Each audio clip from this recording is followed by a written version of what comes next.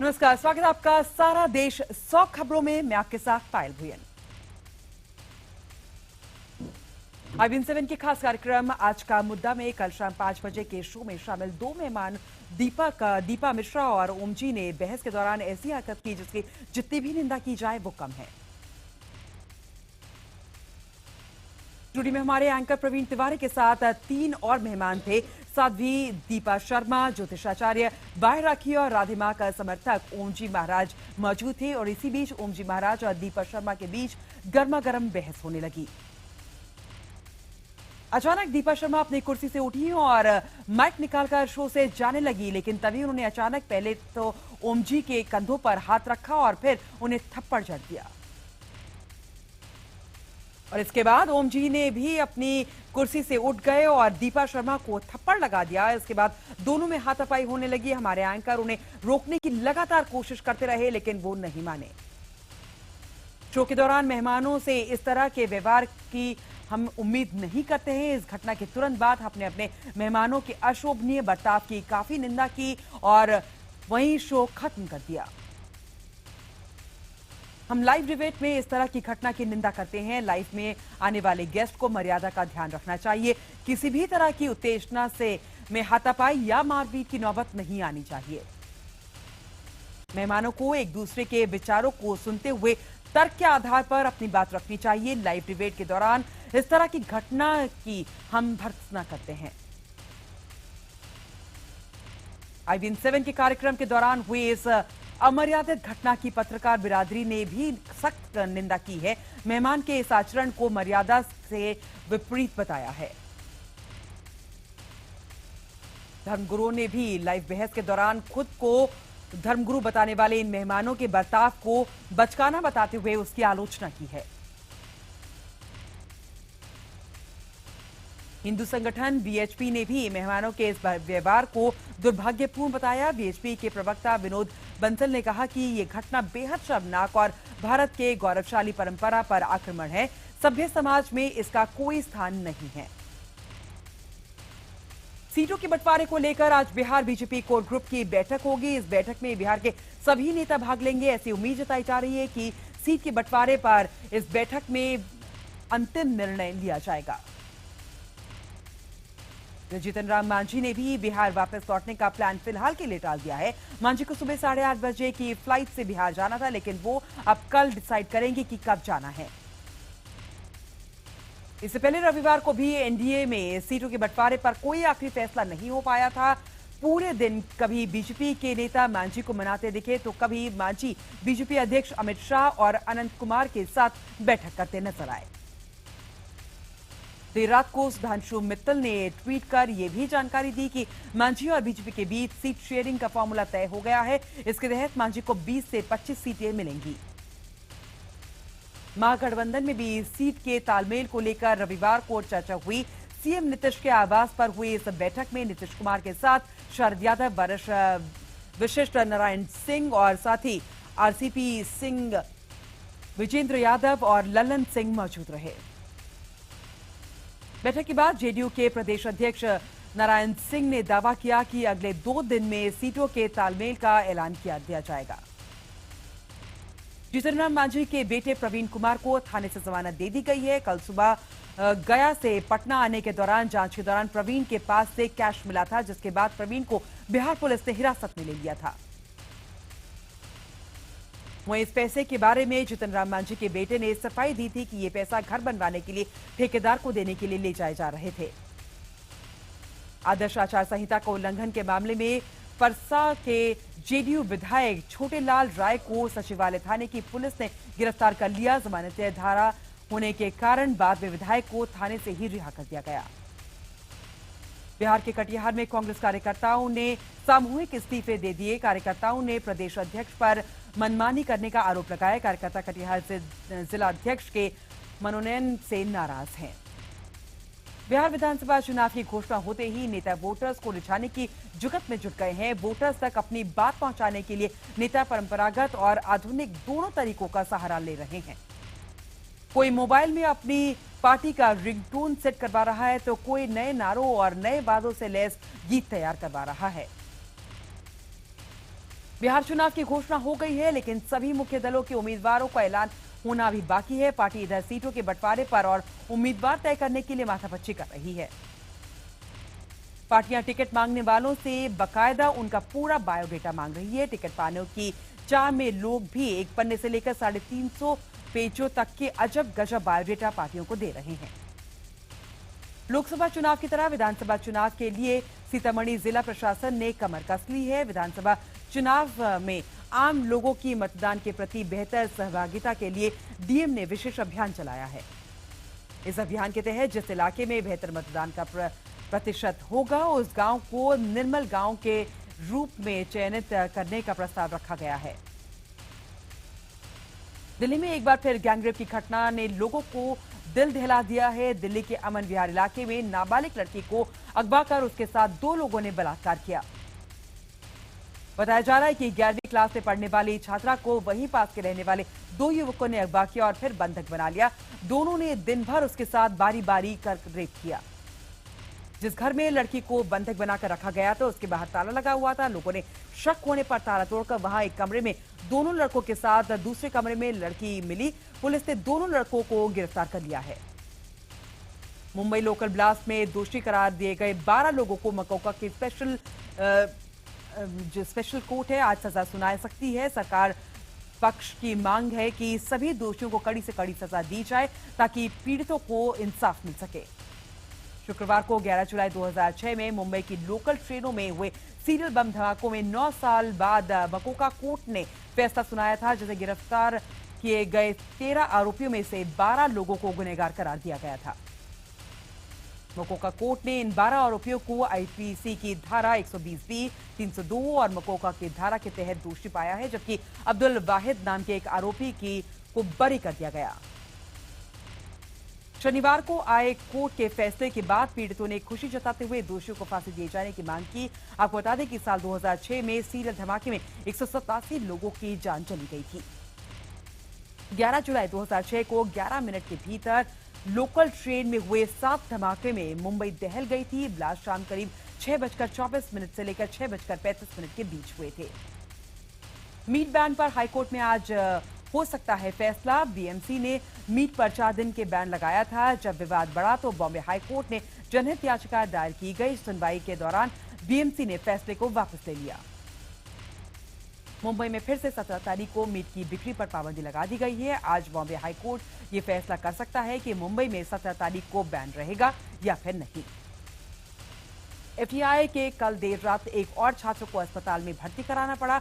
FTI के छात्र हिलाल साबाद, आलोक अरोड़ा और हिमांशु शेखर ने गजेंद्र चौहान की चेयरमैनशिप के रूप में नियुक्ति के विरोध में गुरुवार को भूख हड़ताल शुरू की थी।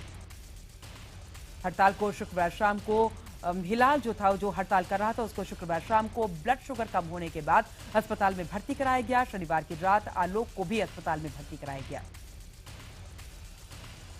अंकित थापा, जिसने हिलाल की जगह भूख हड़ताल शुरू की थी, उसे ब्लड शुगर कम होने की वजह से अस्पताल में भर्ती कराया गया। इधर हिमांशु शेखर के उपवास के 80 घंटे पूरे होने वाले हैं। राजौरी के ताराकुंडी इलाके में पाकिस्तान की तरफ से भारी गोलाबारी के बीच बीएसएफ के एक सहायक सब इंस्पेक्टर शहीद हो गए। दोनों तरफ से रुक रुक कर गोलीबारी जारी है। प्याज की आसमान छूती कीमतों से जनता परेशान है, लेकिन बढ़ती कीमतें काबू करने के बजाय राजस्थान के कृषि मंत्री प्रभुलाल सैनी ने बेहुदा बयान देकर जनता के जख्मों पर नमक छिड़कने का काम किया है। हनुमानगढ़ में एक बैठक के दौरान जब कृषि मंत्री प्रभुलाल सैनी ने एक किसान से पूछा कि सबसे ज्यादा खाने वाली चीज क्या है, तो किसान ने जवाब दिया कि प्याज।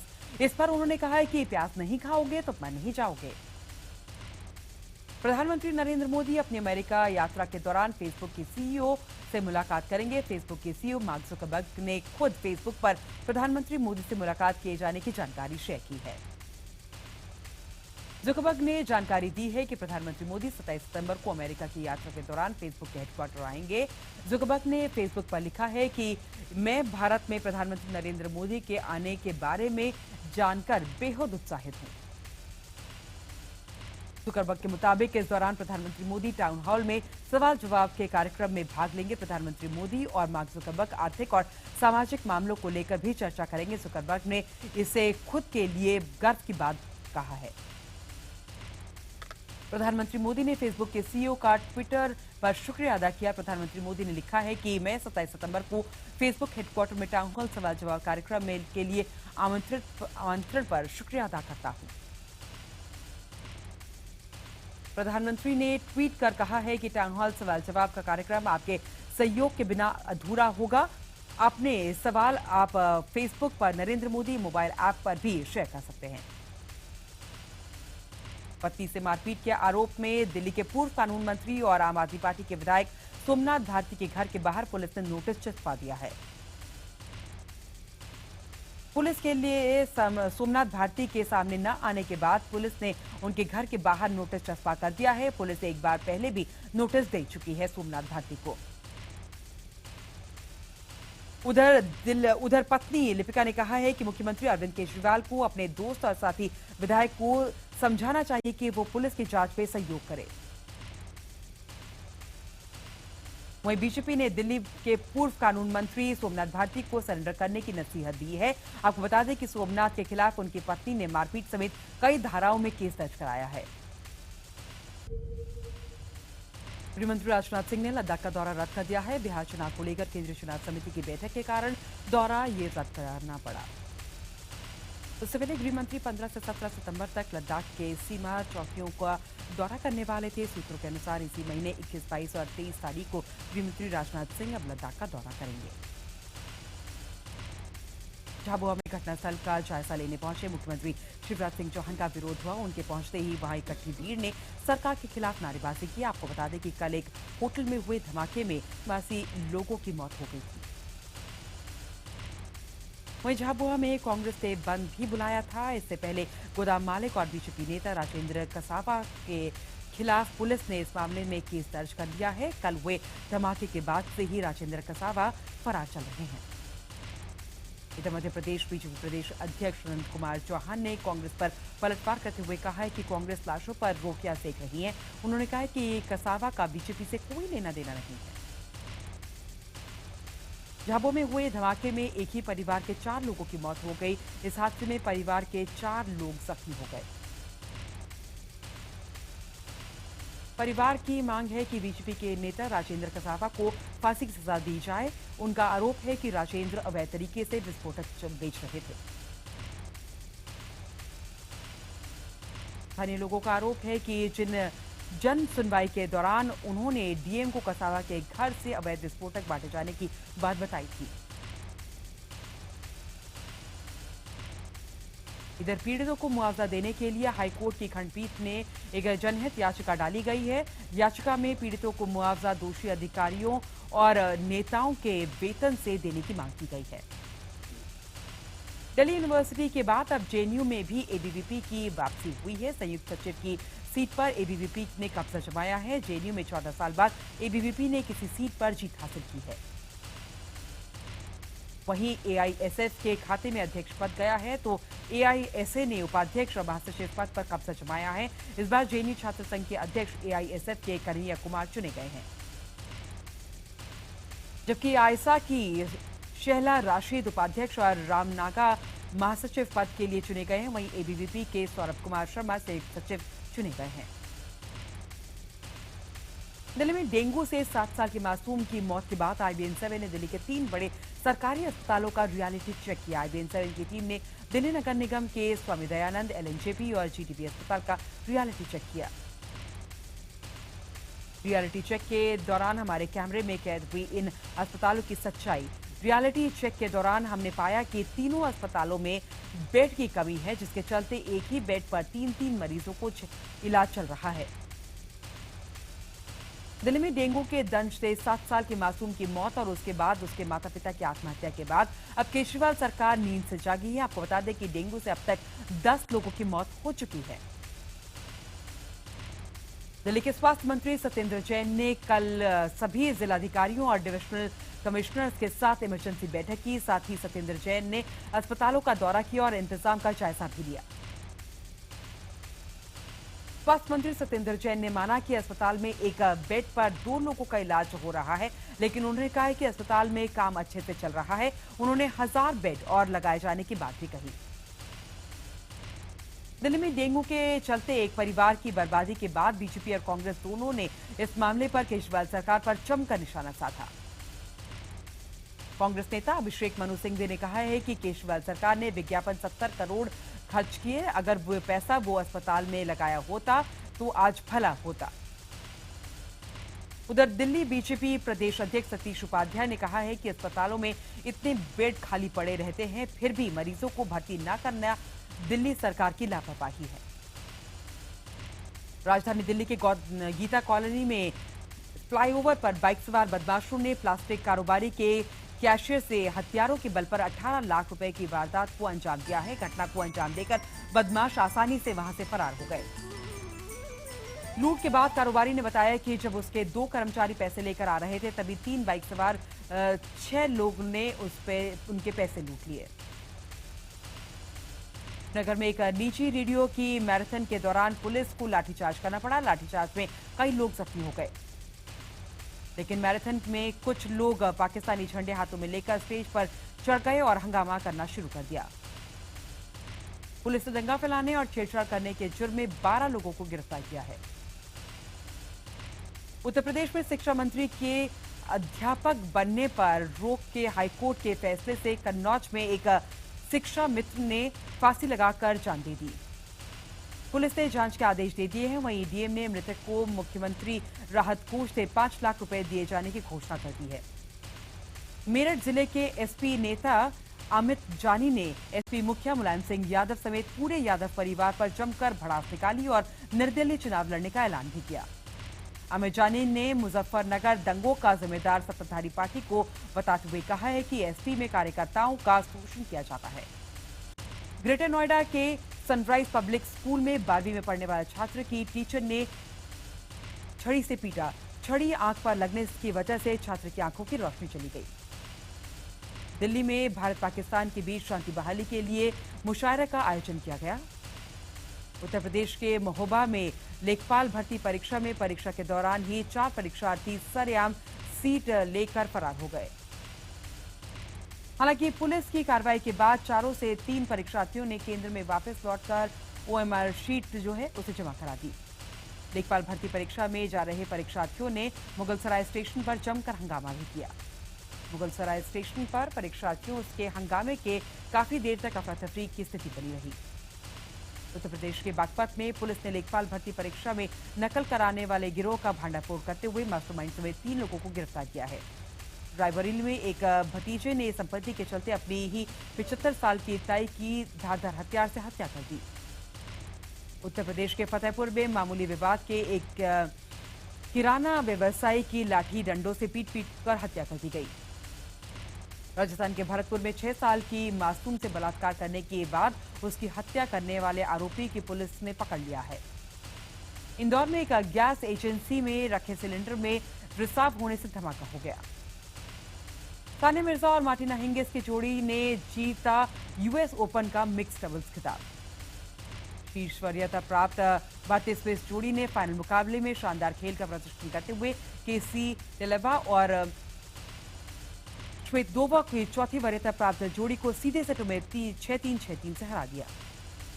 सानिया और हिंगिस के यूएस ओपन के विमेंस डबल खिताब पर कब्जा करने के बाद राष्ट्रपति प्रणब मुखर्जी और प्रधानमंत्री मोदी ने सानिया मिर्जा और हिंगिस को बधाई दी। भारतीय टीम के वर्तमान टीम डायरेक्टर रवि शास्त्री का कार्यकाल अगले साल होने वाले T20 वर्ल्ड कप तक के लिए बढ़ा दिया गया है। नरसिंह सिंह यादव 2016 में होने वाले रियो ओलंपिक के लिए क्वालिफाई करने वाला पहले भारतीय पहलवान बन गए हैं।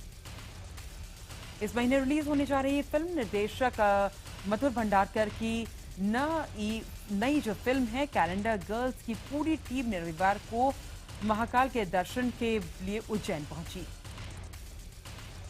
सनी लियोनी अब वीडियो के जरिए लोगों को चुस्त दुरुस्त रहने के नुस्खे सिखाएंगी। आज सनी लियोनी ने मुंबई में सुपर हॉट सनी मॉनसिंग के नाम से एक फिटनेस डीवीडी लॉन्च की।